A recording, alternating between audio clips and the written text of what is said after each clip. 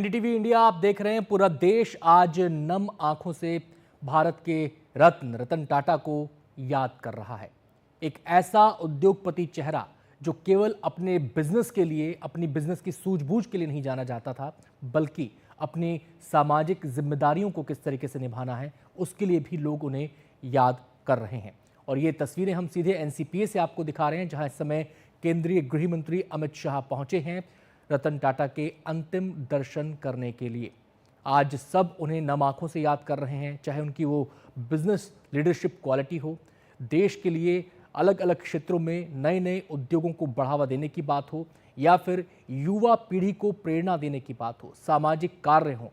कोई ऐसा मोर्चा नहीं था जहां पर आप रतन टाटा के किए हुए कामों को याद ना करें। आपका भले ही उनसे कभी तारुफ ना हुआ हो, आप भले ही कभी उनसे ना मिले हों, लेकिन वो एक ऐसी शख्सियत थे कि जो लोग उनसे नहीं भी मिले, आज वो भी अपने आप को ठगा सा महसूस कर रहे हैं, अपने आप को शोकाकुल महसूस कर रहे हैं, क्योंकि रतन टाटा अब हमारे बीच नहीं है। और पूरा देश एक सुर में यही कह रहा है कि उनके जाने से जो अपूरणीय क्षति हुई है उसकी भरपाई नहीं हो सकती। बिजनेस के मोर्चे पर भारत का परचम उन्होंने कई देशों में लहराया। जहां तक बिजनेस की बात है तो आपको बता दें कि रतन टाटा ने एक ऐसा अंपायर अपने नेतृत्व में खड़ा किया, टाटा कंपनीज के रूप में, टाटा की कंपनीज के रूप में, जो न केवल भारत में बल्कि अलग अलग देशों में कार्य कर रही हैं और बहुत बुलंदी के साथ वो आगे बढ़ रही हैं। 100 से ज़्यादा देशों में रतन टाटा ने अपने टाटा ग्रुप के कारोबार को आगे बढ़ाया। और ये उनकी शख्सियत का ही कमाल था, ये उनकी लीडरशिप का ही कमाल था कि टाटा ने एक समय ऐसा भी देखा जब उन भविष्य को लेकर जो उनकी योजनाएं थी उनको लेकर ऊहापोह की स्थिति थी, लेकिन जब उन्होंने ग्रुप की कमान संभाली तो उन्होंने उन चीज़ों से न केवल कंपनी को उभारा, न केवल ग्रुप को उभारा, बल्कि आगे का रास्ता भी बेहद शानदार तरीके से तय किया।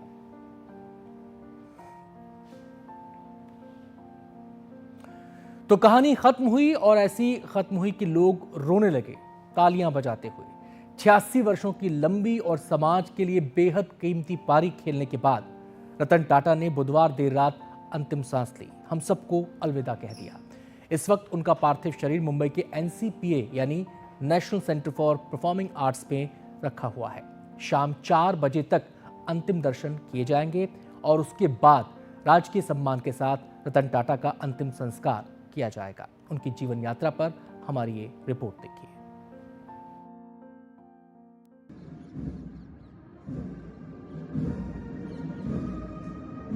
देश के झंडे से लिपटी एक चिरनिद्रा, राजकीय सम्मान के साथ सलामी धुन, आंसुओं से भीगी करोड़ों श्रद्धांजलि और कम से कम 3 पीढ़ियों का शोक। यूं ही कोई रतन टाटा नहीं बन जाता।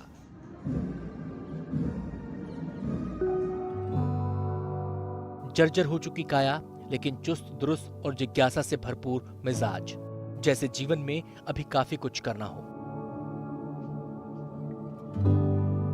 86 साल की उम्र में रतन टाटा ने बुधवार देर रात मुंबई के ब्रीच कैंडी अस्पताल में अंतिम सांस ली। टाटा के पार्थिव शरीर को उनके कोलाबा स्थित आवास पर ले जाया गया और सुबह गार्ड ऑफ ऑनर दिया गया।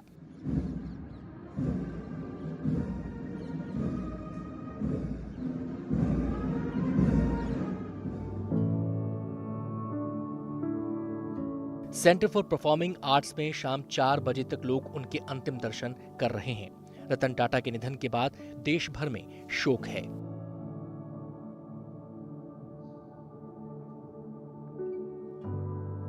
राष्ट्रपति, उपराष्ट्रपति, प्रधानमंत्री समेत कई मंत्रियों ने रतन टाटा के निधन पर गहरा शोक जताया है। उनके निधन के बाद महाराष्ट्र के मुख्यमंत्री एकनाथ शिंदे और डिप्टी सीएम देवेंद्र फडणवीस अस्पताल पहुंचे और महाराष्ट्र सरकार ने राजकीय सम्मान के साथ उनके अंतिम संस्कार का ऐलान किया है। महाराष्ट्र और झारखंड में एक दिन का राजकीय शोक भी रखा गया है।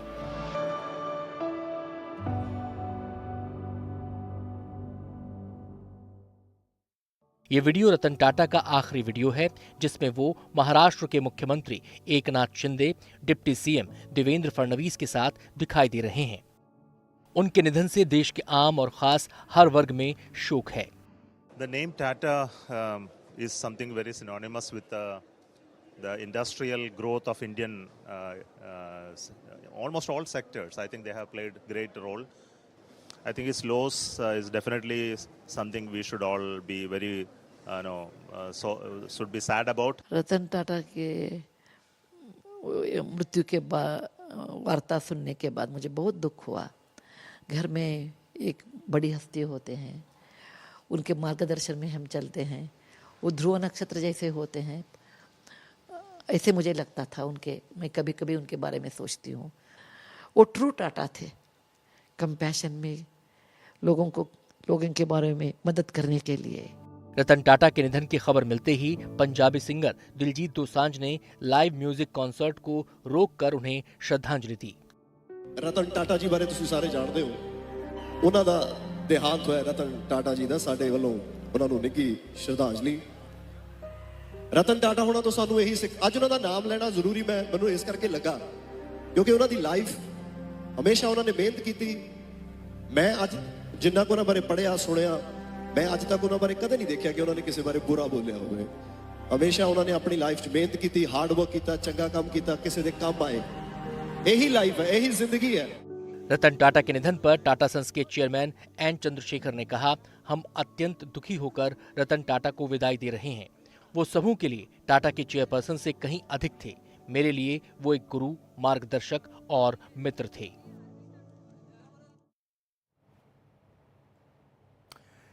तो रतन टाटा भले ही एक शरीर के तौर पर हमारे बीच नहीं है, लेकिन एक विचार के तौर पर हमारे साथ हमेशा रहेंगे। और आज हम उनके जीवन के पहलुओं के, अलग अलग पहलुओं के बहुत से पन्ने हम आपके सामने पलट रहे हैं। पैसा लोगों के सिर चढ़कर बोलता है, लेकिन जिस शख्स ने टाटा ग्रुप को टकसाल में बदल दिया, उस रतन टाटा के ऊपर न पैसे का प्रभाव था न पावर का। रतन टाटा काम के घंटों में बंद कर नहीं रहते थे, काम को घंटों में बांधकर वो नहीं देखते थे, और ना ही अपने रुतबे को अपने आसपास फैले आडंबर से। उसका ही नतीजा है कि भारत के दूसरे सबसे बड़े नागरिक सम्मान पद्म विभूषण से सम्मानित हो चुके रतन टाटा आज अपनी परोपकारी सोच और सादगीपूर्ण सरल जिंदगी के लिए याद किए जा रहे हैं। 1962 में जिस वक्त भारत और चीन के बीच युद्ध चल रहा था, कमोबेश उसी वक्त रतन टाटा लॉस एंजलिस की अपनी नौकरी छोड़कर भारत लौटे। अब वो झारखंड के जमशेदपुर स्थित टाटा स्टील में काम करने लगे थे। लेकिन आपको ये जानकर आश्चर्य होगा कि टाटा सरनेम वाले इस शख्स ने वहां शुरुआत अप्रेंटिसशिप के साथ की और उस दौरान दूसरे कर्मचारियों की तरह खुद भी नीला ओवरऑल पहनकर जाते थे। जमीनी स्तर पर चीजों को समझने की उनकी खासियत ने ही उनको 29 साल के भीतर टाटा ग्रुप का सुपर बॉस बना दिया था। रतन टाटा जी को बहुत मनपूर्वक श्रद्धांजलि देता हूं। रतन टाटा जी, मेरा उनसे व्यक्तिगत भी गहरा परिचय रहा, परंतु न केवल भारतीय उद्योग जगत के, पूरे विश्व के एक सम्मानीय उद्योजक रहे। और पहले की तरह आज भी टाटा समूह भारत के उद्योग जगत में एक ध्रुव तारा बनकर है, उसमें रतन टाटा जी का बहुत बड़ा योगदान है। रतन टाटा के स्वभाव में जिद, संकोच और सादगी का अद्भुत मिश्रण था। उनको जिद थी कि जिस दुनिया में काम कर रहे हैं उसको बदल देंगे, लेकिन उसके लिए हाइप खड़ा करना उनके मिजाज से मेल नहीं खाता था। वो चुपचाप काम करने वाले शख्स थे। लिहाजा लॉस एंजलिस की नौकरी छोड़कर जब हिंदुस्तान आए तो जमशेदपुर में 6 साल तक काम किया, जहां प्रोजेक्ट मैनेजर से लेकर तब के मैनेजिंग डायरेक्टर एसके नानावटी के स्पेशल असिस्टेंट बने। उनके काम करने के लगन की प्रसिद्धि मुंबई तक पहुंची तो जेआरडी टाटा ने उन्हें मुंबई बुला लिया। उसके बाद से उनकी कामयाबियों की उड़ान कभी थमी नहीं। लेकिन कामयाबियों के आसमान छूने वाले रतन टाटा के पांव हमेशा जमीन पर ही रहे। बीबीसी के मुताबिक 1992 में इंडियन एयरलाइंस के कर्मचारियों के बीच एक दिलचस्प सर्वेक्षण करवाया गया, जिसमें पूछा गया कि दिल्ली से मुंबई की उड़ान के दौरान ऐसा कौन सा यात्री है जिसने आपको सबसे ज्यादा प्रभावित किया है। तब सबसे अधिक वोट रतन टाटा को मिले। इसके पीछे के कारणों में शामिल था, रतन टाटा को वीआईपी ट्रीटमेंट की तलाश नहीं रहती थी। वो अकेले चलते थे और अपना बैग या फाइल उठाने के लिए किसी असिस्टेंट की जरूरत भी उनको नहीं होती थी। यात्रा के दौरान उनको बेहद कम चीनी वाली ब्लैक कॉफी पसंद थी, लेकिन वो भी अगर ना मिल पाए तो वो फ्लाइट अटेंडेंट को डांटते नहीं थे। उनकी सादगी, उनकी सहजता आज बहुत सारे लोगों की यादों में समाई हुई है। He was a strong believer in ethics in corporate governance. I think whenever the economic history of modern India is written, I would feel that a full volume will not be enough to describe his achievements. Tata के काम करने में एक अनुशासन था। बिल्कुल JRD Tata की तरह ही वो वक्त के पाबंद थे और देर तक दफ्तर में बैठकर फाइलों में सिर घुसाए रखने वाले शख्स नहीं थे। JRD टाटा की तरह ही रतन टाटा भी शाम 6:30 बजे अपना दफ्तर छोड़ देते थे। फिर घर से, दफ्तर से जुड़े कामों से दूर रहते थे और घर में भी तड़क भड़क नहीं। कोलाबा में समंदर की तरफ दरवाजा खुलने वाला उनका घर सादगी और उनके अभिजात्य सोच का मेल है। वो वहां अपने डॉगी के साथ एकांत में ही रहना ज्यादातर पसंद करते थे। चकाचौंध से दूर वीकेंड मनाने के लिए वो अलीबाग के अपने फार्म हाउस में जाते थे। एक बेहद कामयाब उद्योगपति होने के बावजूद रतन टाटा ने अपने ऊपर पैसे, पावर और प्रसिद्धि को कभी भी हावी होने नहीं दिया, जिसका नतीजा है कि ये तीनों चीजें जिंदगी भर उनके कदमों के पीछे पीछे दौड़ती रहीं। एनडीटीवी इंडिया की रिपोर्ट।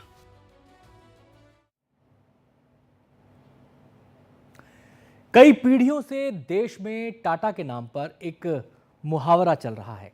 किसी की हैसियत को नापने के लिए एक पैमाने की तरह लोग टाटा का नाम लेते हैं, लेकिन इतने बड़े ग्रुप के मालिक होने के बावजूद रतन टाटा ऐसे लोगों की संवेदनाओं का ख्याल रखते थे जो समाज के हाशिए पर बैठे हुए हैं। आपको रतन टाटा की जिंदगी के कुछ किस्से सुनाते हैं जिनके बिना उनकी कहानी अधूरी है।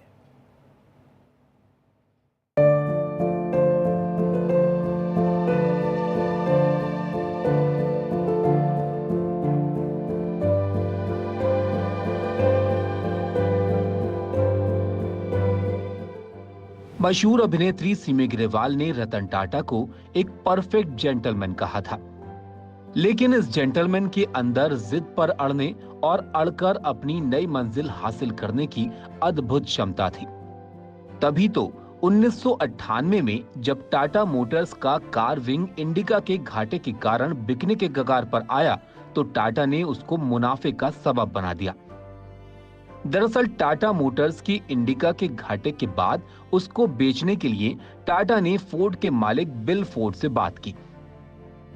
बिल फोर्ड इसे खरीदने को तैयार हो गए, लेकिन दो बातें ऐसी कर दी कि रतन टाटा के दिल पर लग गई।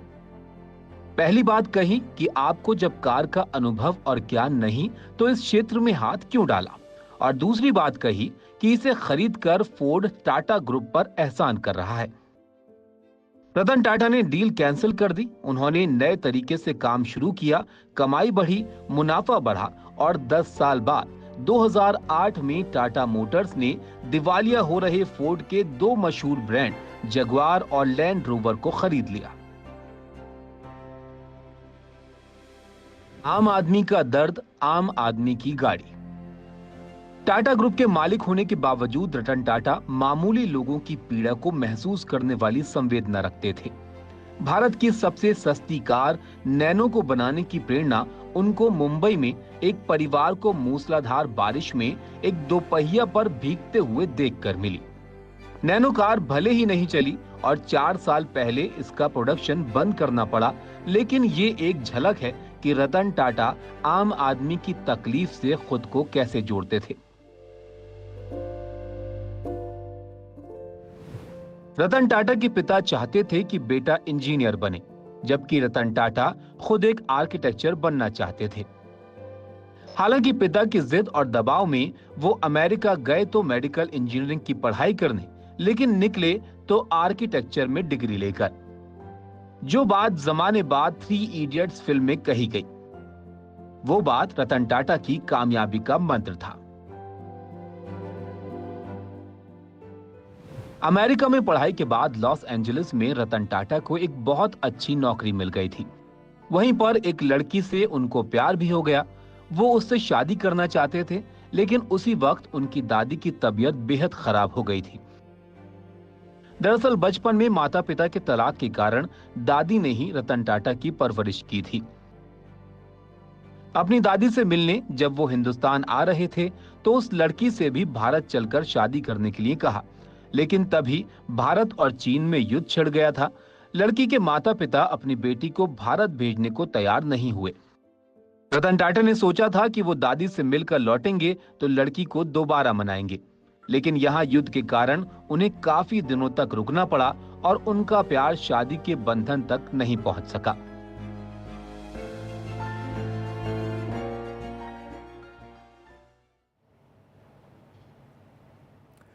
रतन टाटा के निधन से क्या खास क्या आम सभी शोकाकुल हैं। रतन टाटा का ऐसा व्यक्तित्व था जिससे हर कोई प्रभावित हो जाता था। उनकी खासियत थी कि वो छोटे बड़े में भेद नहीं करते थे। टाटा ग्रुप के पूर्व कर्मचारी बीवी रमेश ने एनडीटीवी से अपनी यादें साझा की हैं। रतन टाटा के निधन से आज पूरा देश शोकाकुल है और वो लोग तो खास तौर पर जो उनको करीब से जानते थे या उनसे मिल चुके थे। ऐसे ही एक जो टाटा ग्रुप में सर्विस कर चुके उनके पूर्व कर्मचारी यहाँ पर हैं बीवी रमेश। यहाँ पर एनसीपीए है, एनसीपीए में उनका पार्थिव देह रखा हुआ है रतन टाटा का, जहाँ लोग नमन करने आ रहे हैं, दर्शन करने आ रहे हैं, अपना श्रद्धा सुमन अर्पित करने आ रहे हैं। ये भी अभी वहाँ पर श्रद्धा सुमन अर्पित करके बाहर आ रहे हैं।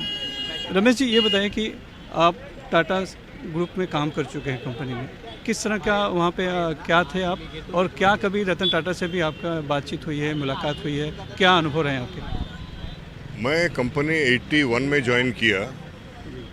उसके बाद मैं जैसा बोला कि मैं पहले प्रोडक्शन में था, फिर एक्सपोर्ट्स में था, फिर मेरा काम देख के पूरा एडमिनिस्ट्रेशन पूना का मेरे को दिया गया था और अच्छा संभाल रहा था मैं।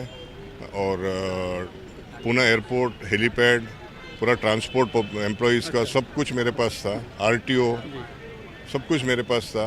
और जब भी साहब पुणे आते थे, वो जनरली क्या होता है कि दिसंबर में जब उनका बर्थडे उसके 15 दिन पहले वो और उनके बच्चे मतलब उनके भाषा में कुत्ते, उनको कुत्ता नहीं बोलते, वो बच्चा बोलते, मेरा बच्चा, पर कुत्ता बोला तो नाराज होते। तो वो सब आते थे, पूरा एंजॉय करते थे 15 दिन लेक हाउस में। मैं सुबह 6 बजे से रात को सोने तक मैं रहता था, हर एक चीज़ उनको मैं देख लेता था। आप उनका खुद का बैग खुद लेके जाते थे, मतलब इतना उनका हैबिट्स है। अगर लोग ऐसा करेंगे ना तो ये राम राज हो जाएगा, असली राम राज तब आएगा, उनके जैसा सभी हो जाएगा। और लेकिन जैसा मुमकिन नहीं है कि उनके जैसा फिर कोई इंसान आए। वही मैं अभी नवल टाटा से बोला, ऐसा आदमी वापस पैदा होने के लिए कितने जन्म लगेंगे। बस यही मतलब, इसके आगे मेरे को नहीं लगता कुछ अच्छा आदमी होगा। आप अभी दर्शन करके आए? दर्शन करके आए और बहुत खुश हुआ कि उनका लास्ट में उनको देखना था। मेरा अभी मैं चला भी गया तो मेरे को कोई गप नहीं, लेकिन लगा इतनी जल्दी चले जाएंगे वो? नहीं, मेरे को नहीं लगा। मेरे को लगा कि 90 टच करेंगे, क्योंकि वो बीच में मैं उनका एसिडिटी का ट्रीटमेंट करता था। मतलब मैं डॉक्टर नहीं हूँ, वो हड़प इधर वागोली में जाके उनके लिए दवा लेके आता था और इनको बेचता था। तो वहाँ यूनिवर्सिटी है, उनका दवा उनको देता था। पर वो दवा भी कैसा, मेरा भरोसा वाला ड्राइवर को देता था कि उनके हाथ में पहुँचने के बाद वो मेरे को फ़ोन करे कि बाबा, क्योंकि बीच में कुछ भी हो सकता है, मालूम है, मैं ज़्यादा डिटेल नहीं बताता। तो मतलब वो लेते हुए बाद में ऑपरेशन भी किया अमेरिका में। आपको मालूम है क्या? नहीं आपको मालूम है, इधर ब्लड लेते हैं कोई ऑपरेशन को, वो बोला कि अमेरिका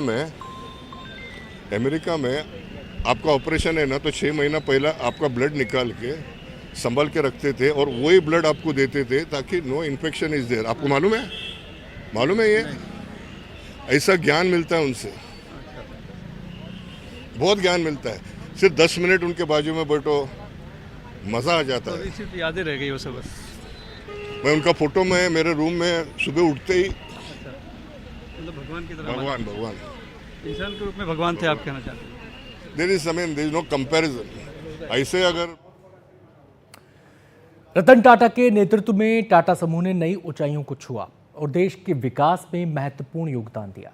ये रतन टाटा की ही दूरदर्शिता थी कि आज नमक से लेकर आसमान की ऊंचाइयों तक टाटा ग्रुप की छाप है।